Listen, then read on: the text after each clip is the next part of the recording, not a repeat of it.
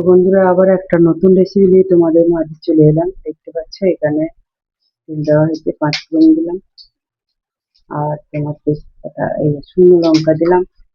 দেখো 5 ফোড়ন দিলাম, তেজপাতা দিলাম। ঠিক আছে, এদিকে দেখো হয়ে গেছে, আমড়াটা দিয়ে দিলাম। আর এদিকে দেখো 5 ফোড়নটা দিলাম, সেটা আগে দিয়ে দিলাম।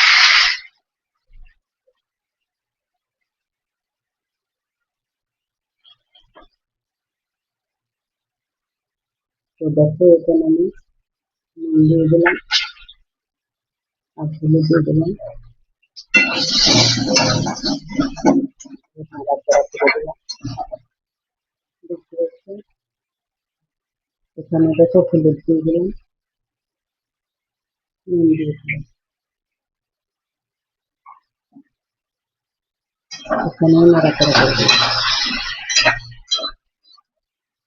এটা হবে যে আলু দিয়ে একটা ঝোল হবে, ঝোল রেসিপি হবে। আর এটা হবে একটা চাটনি। এখানে জল ঢেলে দেবো। তো দেখো জল দিয়ে দিয়েছি ফুটছে, এবার হয়তো আমি চিনি দেবো, চিনিটা একটু বেশি পরিমাণেই দেবো।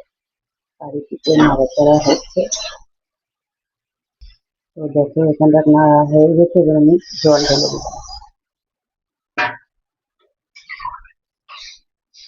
জল ঢেলে দিলাম।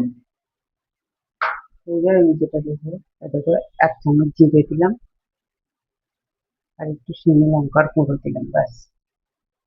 আর এতে কিছুই দেবো না, এবার ঢাকা দিয়ে দেবো। একটু নাড়াচাড়া করে আমি একটু ঢাকা দিয়ে দেবো।